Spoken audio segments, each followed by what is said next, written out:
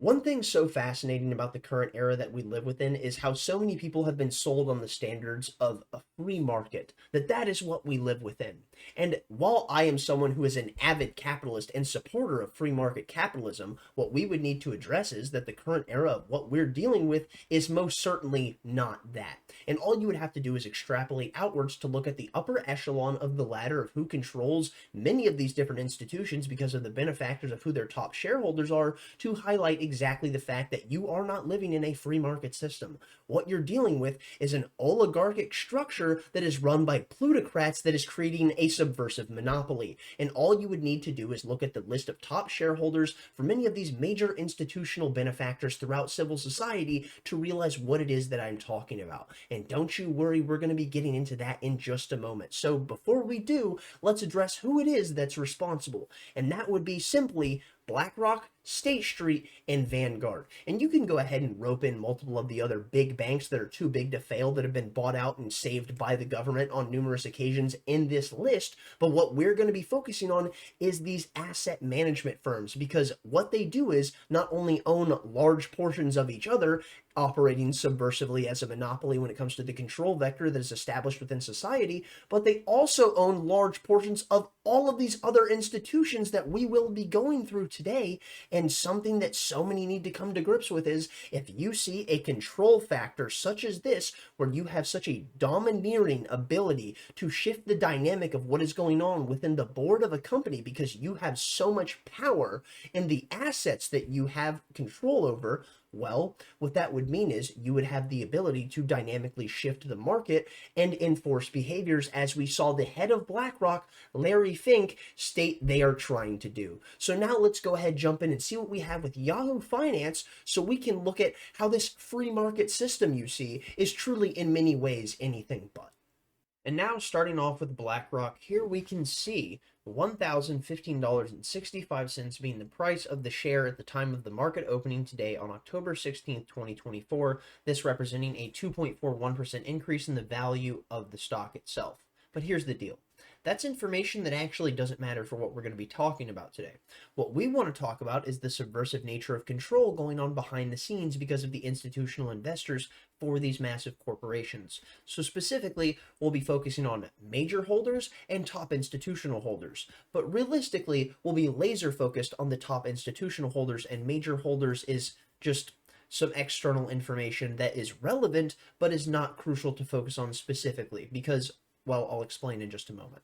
Here we can see the breakdown for major holders being percent of shares held by all insiders, 81.23% of shares being held by institutions, with 81.93% of the float held by institutions, with 2,537 institutions holding shares in BlackRock itself. And this should not be a surprise to anyone because of the nature of this being such a massive organization, considering that they're dealing with $15 trillion in liquid assets. That is unbelievable. So you see something like this and it realistically shouldn't be a surprise. So that is not something that highlights anything nefarious going on. What does highlight something a bit suspicious would be when you look over at top institutional investors and holders. Here you can see Vanguard Group, BlackRock, and State Street being in the top three. And this is something that you will be consistently seeing as we charge headlong through the rest of this video.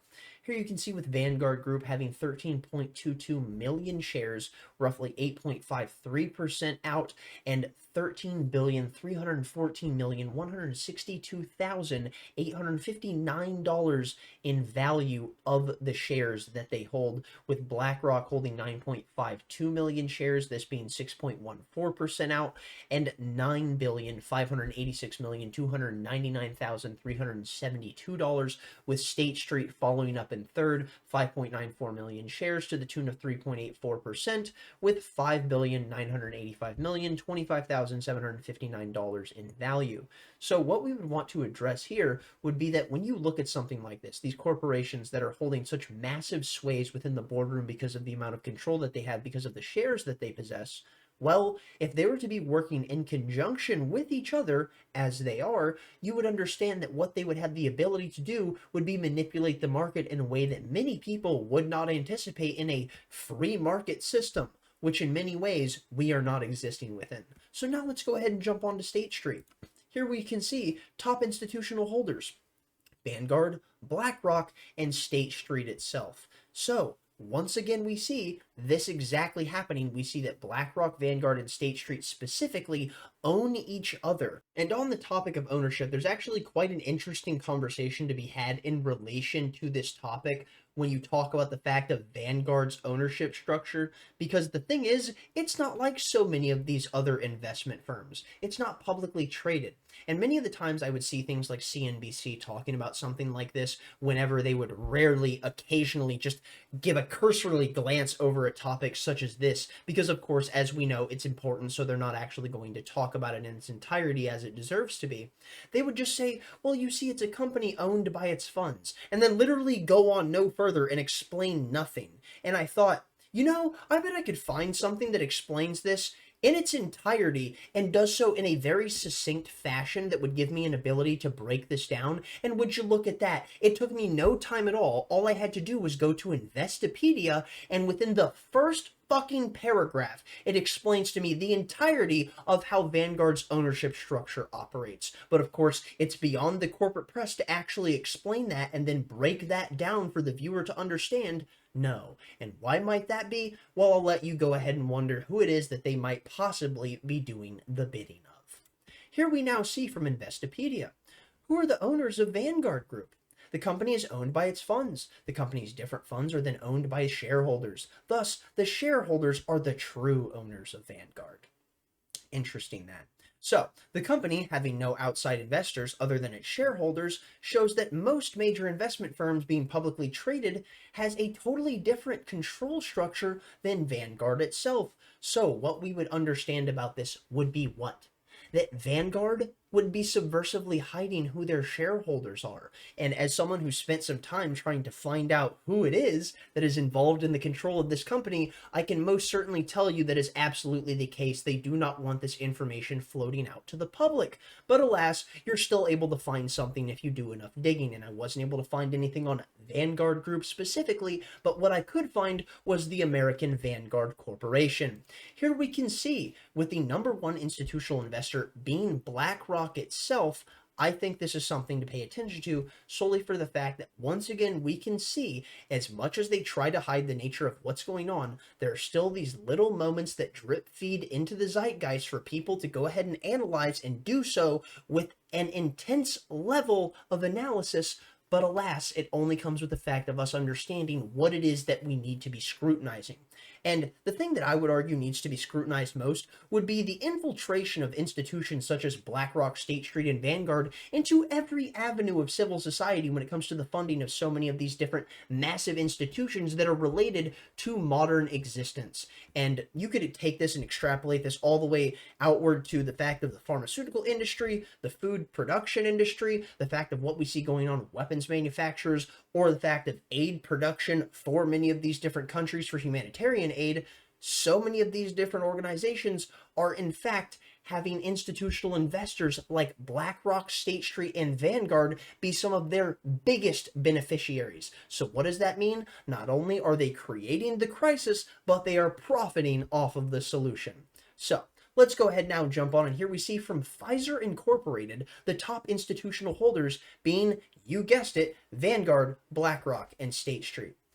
I know, you're surprised. You could have never guessed such a thing. Well, thankfully, we know that we would never see this in anywhere outside of the pharmaceutical industry, and even within the pharmaceutical industry, it would only be a company such as Pfizer. It wouldn't be that all of these big tent pharmaceutical giants could possibly also be, I don't know, co-opted by these investment firms. That would just be insane. Now we jump onto Moderna and we see the top institutional holders, with Vanguard, BlackRock, and State Street being within the top 5. Onto Johnson & Johnson, we can see within the top 3.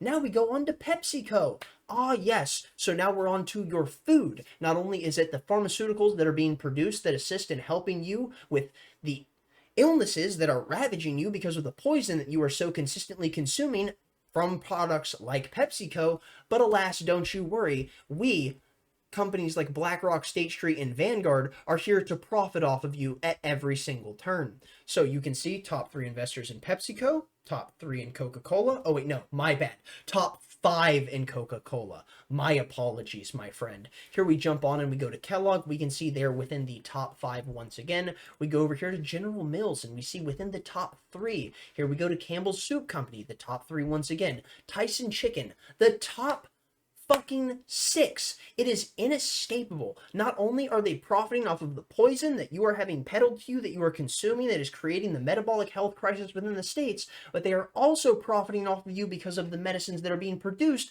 by these pharmaceutical giants, as we have already just tackled. And the thing that's so unbelievable about this is how consistently this is pushed upon you. You'd think you'd be able to escape it. Maybe you'd be able to get, I don't know, some Kraft mac and cheese, and hopefully you'd be able to escape the grips of BlackRock's grasp. But alas, that's simply not the case, because here you can see Kraft Heinz Company with the top 4 investors being Berkshire Hathaway, BlackRock, Vanguard, State Street, and then with number 5 being Bank of America. Ah, yes. So many of these too big to fail organizations because the federal government bails them out at every single turn and thus will leave you out to dry. But thankfully, as we know, we've seen that they're invested in things like the pharmaceutical industry and the production of our food, aka the poison that we consume. At least we know that they're not also involved in profiting off of our health, because thankfully we know that institutions like this would never invest in healthcare, because that wouldn't be an avenue that they could possibly profit off of. Oh wait, absolutely it could be, because they're creating a metabolic health crisis that is making it necessary for so many people to need things like pharmaceutical intervention. So here we can actually see from United Health Group Incorporated, the top 3 institutional holders. Would you look at that? Vanguard, BlackRock, and State Street. Truly, what a surprise. I could have never guessed it. Just like I could have never guessed of their involvement in, I don't know, things like the military-industrial complex and assisting in making sure that so many of these massive weapons manufacturers have institutional funding. Of course, we know that this institutional funding for these weapons manufacturers is done solely in the fact of meaning to be a good and benevolent entity, not wanting to wreak havoc upon anyone across the globe, no. Because that was never the desire nor the care. It was only about profits. And that's exactly why you see the fact that even with this being heavily invested in weapons manufacturers, what you also see institutions like BlackRock, State Street, and Vanguard invested in would be what? Also the organizations that are assisting in providing humanitarian aid across the world to many of these war-torn nations that are torn asunder by the weapons that are produced by the military-industrial complex, just like Raytheon here. And as you can see, Raytheon with its top 3 investors being, well, Vanguard, State Street, and BlackRock. Truly stunned. I know. I bet you could have never seen it coming. Now we go on to Lockheed Martin. Would you look at that? The top 3 once again. How about Boeing? Oh, would you look at that? The top 4. What about Northrop Grumman? The top 3. Would you look at that? How about General Dynamics? In the top 6. How about Alphabet? In that of Google, because certainly they would never be making sure they're manipulating and influencing the process of how information is disseminated. That's ridiculous. The fact that you would think that they would do something like that, even when they've already been proven to be nefarious actors in so many of these other different avenues, is absolutely ridiculous. Well, would you look at that? Turns out it's actually not, because they are most certainly heavily entrenched within Google's funding as well. Now we jump over here to Meta. Oh, would you look at that? Mark Zuckerberg also not able to escape these institutional investors of Vanguard, BlackRock, and State Street. And now we jump on to Microsoft. Also, with Bill Gates and his company being effectively co-opted, and Bill Gates realistically being just as bad, if not worse, than these organizations themselves. It is absolutely unbelievable, but it should not surprise anyone when you consider, as I've already stated, this is a corporation with $15 trillion in assets, and to the point where even anti-monopoly groups are coming forward all the way back in 2020 stating that this must end. This is against the standards of a free market system, and all we see is a monopoly being created subversively behind the scenes, and in doing so, we will only see the enrichment of the few and the downfall of the many, and that is exactly what we're seeing en masse in the current era. I have so much more I would like to talk about on this, but this video would end up realistically being hours long with all of the different sources that I ended up compiling, because I ended up going way too far down a rabbit hole on this. So I'm going to go ahead and call it there. I'll probably make another video in relation to this in the future, but nonetheless, Thank you for watching if you got this far. Thumbs up if you liked, thumbs down if you didn't. Tell me where I'm wrong in the comment section down below. Stay lovely, stay great, and most importantly, my friends, please go tell someone you love them. You'll feel better having said it. They will most certainly appreciate the fact of it having been told to them, and you have no reason not to go do it. Stay lovely, stay great. Tell someone you love them. Peace out.